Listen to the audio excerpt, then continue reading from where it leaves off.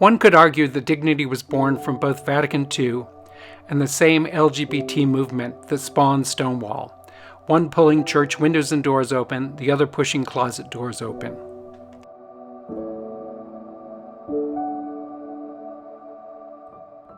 In 1972, 6 people met at the cafeteria of the National Shrine of the Immaculate Conception at the Catholic University of America. That meeting would be the beginning of Dignity Washington.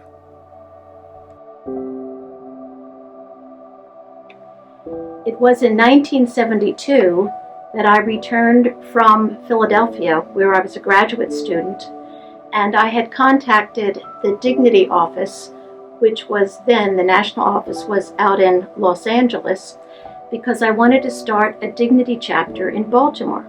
Well, Bob Fournier, who was in the national office, told me that there was a group of people in Washington, D.C., and would I help to establish that chapter. So, of course, I said yes.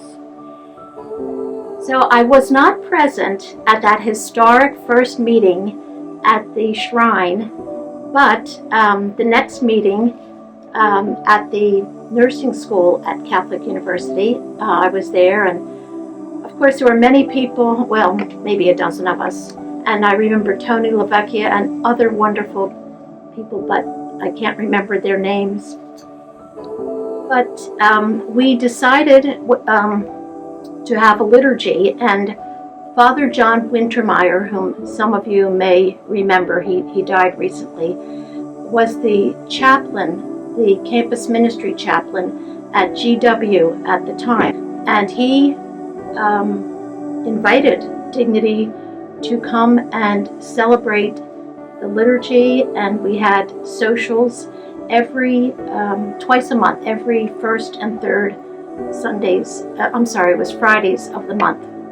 So I would come down from Baltimore, and in those days I played the guitar, so I provided the music.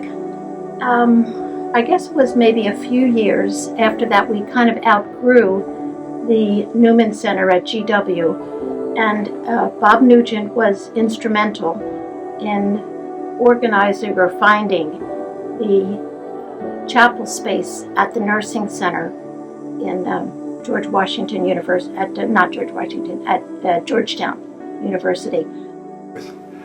It was this of course is going back to 2 places, our gathering at the St. Mary's on the Georgetown campus, and also the Friday nights at the Newman Center, and it was sort of, okay, you walk in, you know, who are these people? And I mean, I was a very skeptical kind of a guy. It actually was a coming out space. I mean, wherever uneasiness there was, this is where we were developing more comfort. I remember particularly at St. Mary's, the chapel was right off the entrance to the nurses' residence, so there was an armed uniformed security guard there, and you had to walk right by him to get to the chapel, and that initially used to scare the heck out of me. This guy in uniform, but you know, you get over it. The 79 convention, Joe Totten from our organization was elected national treasurer. Eleanor Crocker went just to the convention in Chicago as an observer and came back as national secretary. Well, I got into Dignity because it was recommended to me by my spiritual director, who was an Episcopal priest, president of, or was involved with the Integrity chapter in Richmond, and he told me there was a Dignity chapter in Washington, and I should go to it. And so I did. I made a phone call, found out where it was, and said I'd like to come to a meeting. Of course, they found out I was working in the Diocese of Arlington, and they weren't too happy about that, and called all the priests they knew and said, better not come for a while, this woman is coming from the diocese to check us out. But Dignity was a place I could go and find support.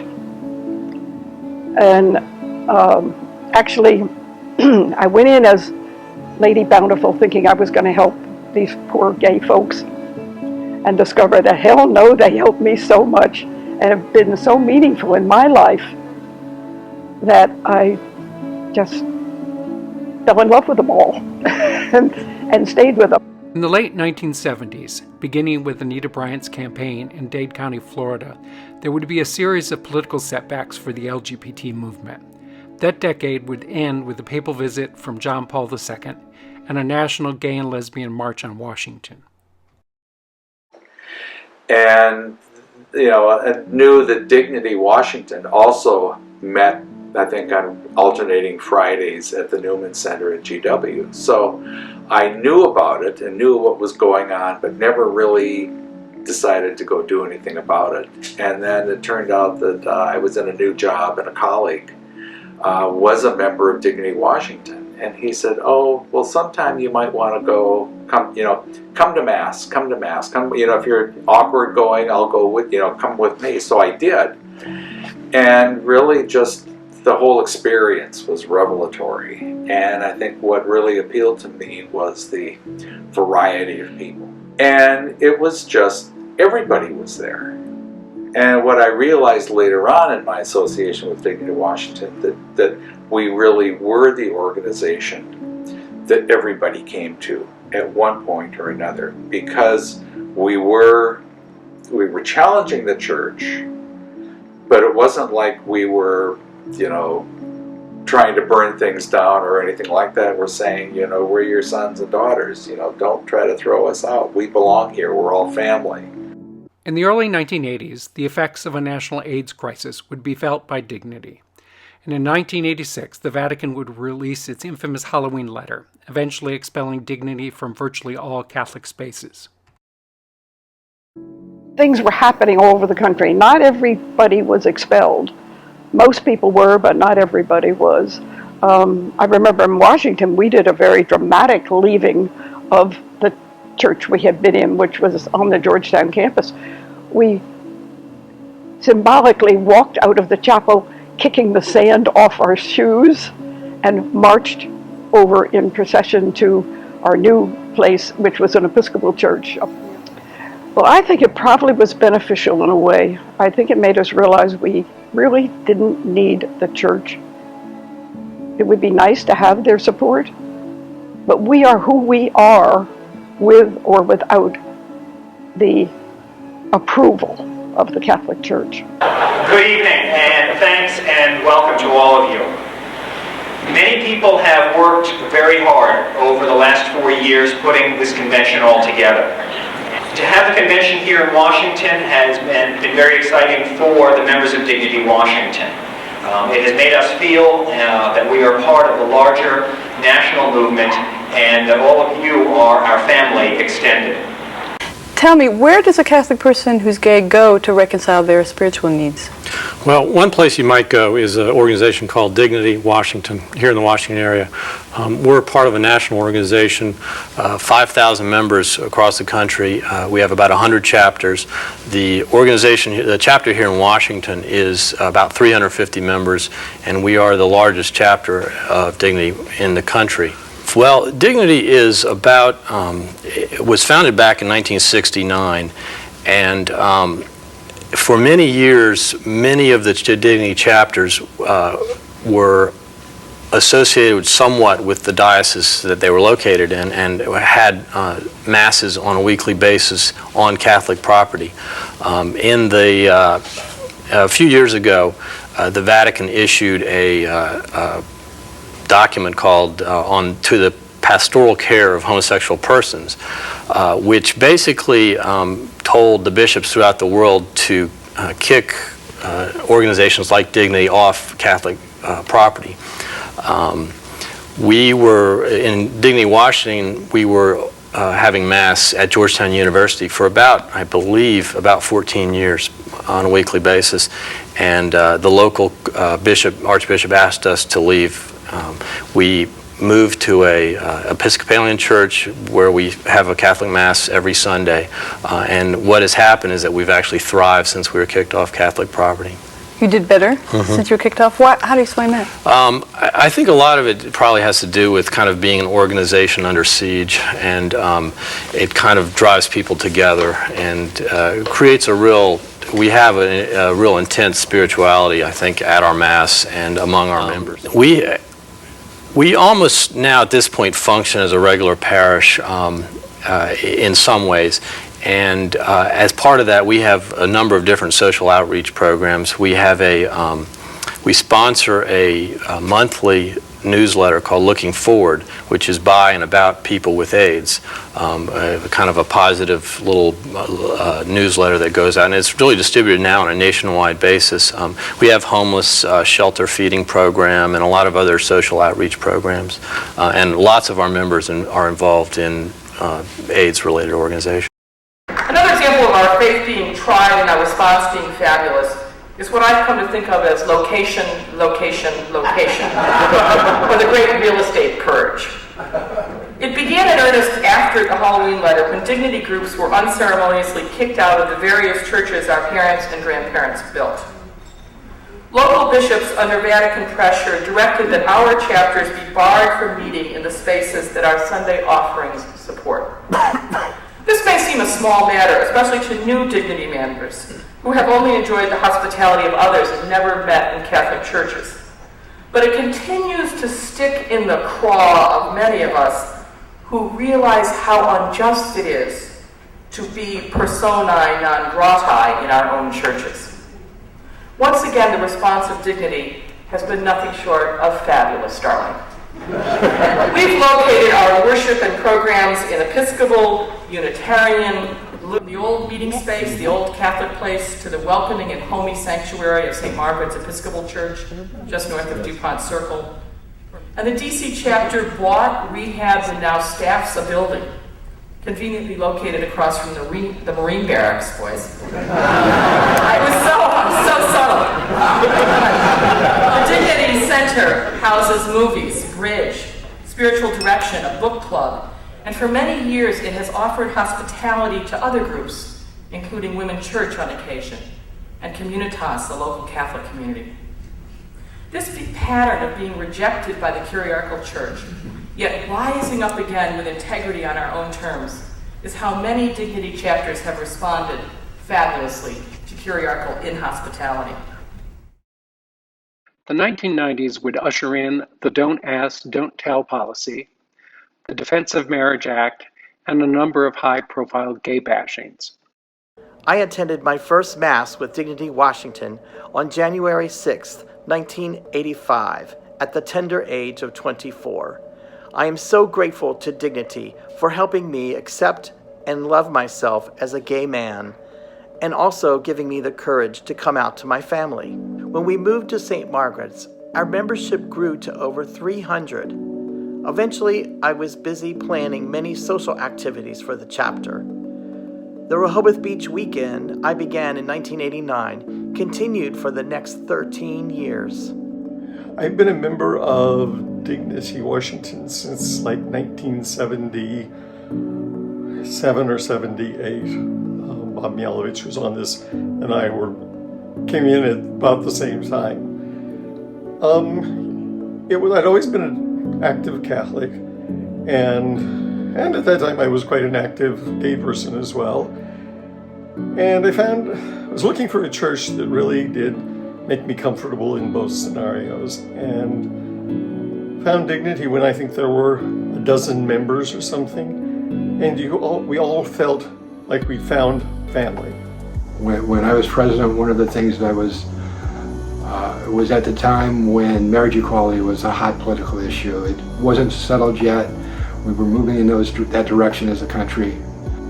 I was able to testify at a joint committee of the Maryland legislature, talk about marriage equality from a Catholic perspective, and being supportive of it gave us a chance as Dignity Washington to give voice to what we believe and what our experience is with having a lot of couples in our community.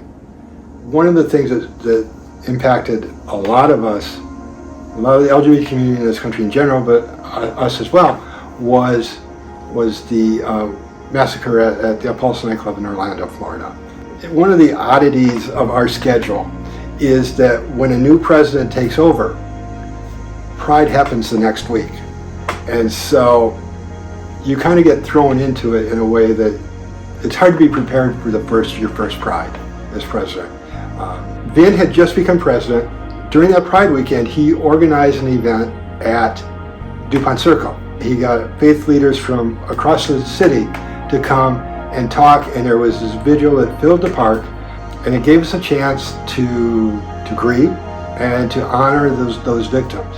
Yeah, being a member of Dignity Washington, that's amazing, and an opportunity every year to be part of, and that I'm lucky to be able to kind of be one of the leaders in, is with Pride.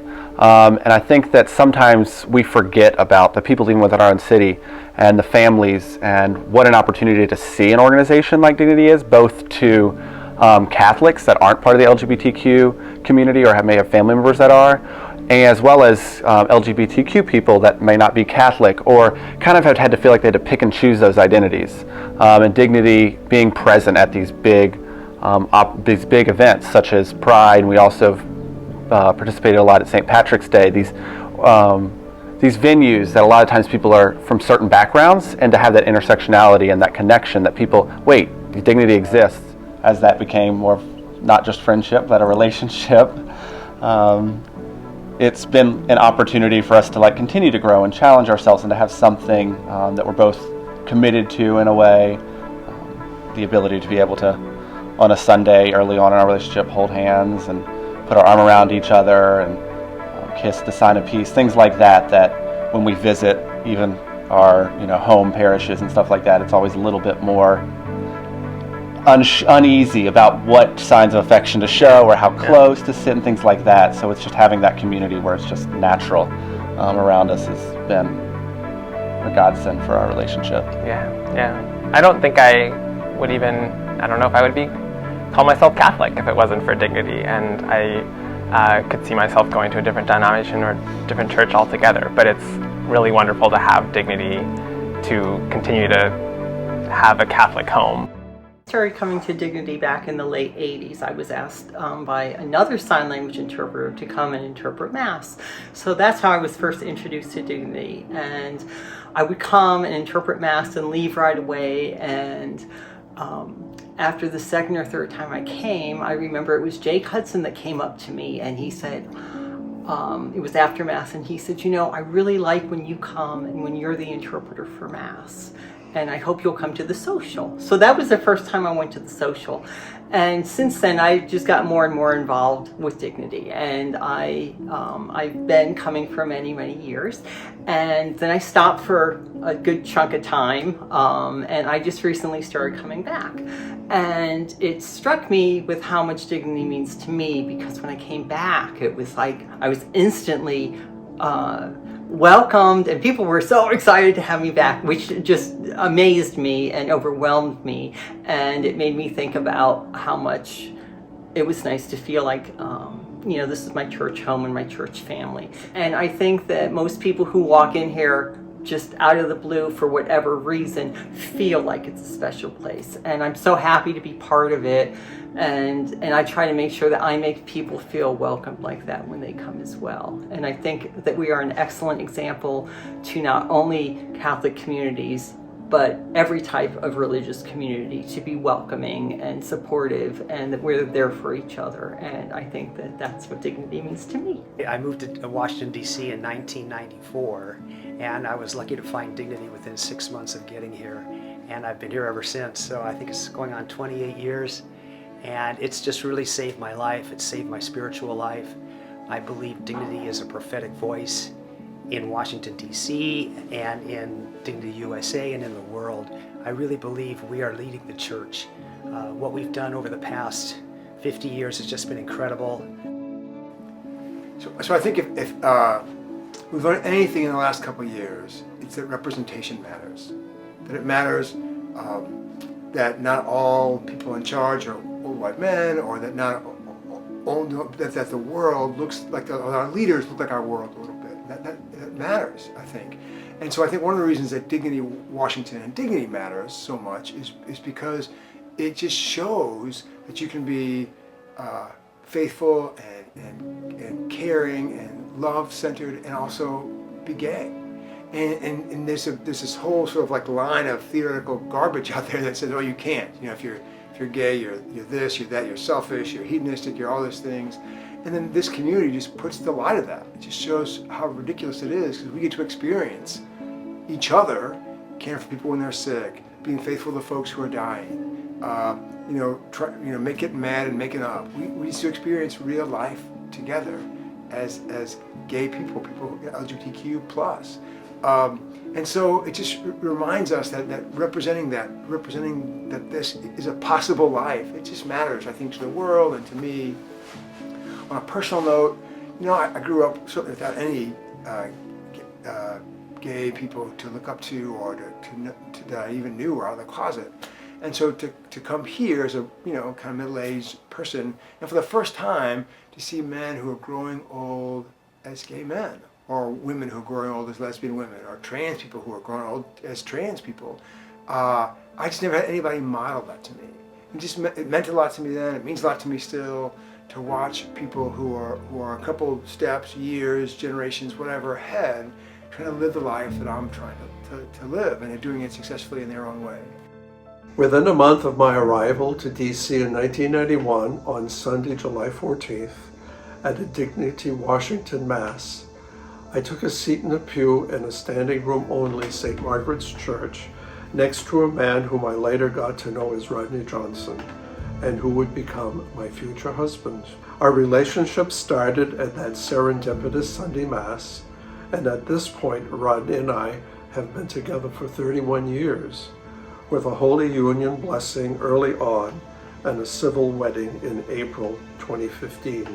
In 1995, we were asked if we would host the well-known theologian and psychotherapist author John McNeil and his husband Charlie Chiarelli. That small gesture of hospitality turned out to be the start of a multi-decade friendship. John passed away at the age of 90 in September 2015, just a few months shy of their 50th anniversary. Congratulations, Dignity Washington, from both Rodney and I.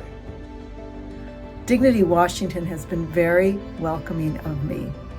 This is a great faith community, and I am honored to serve you as one of your rotating priests. A member in 1993, not only did I find a vibrant faith community, but also a community of friends.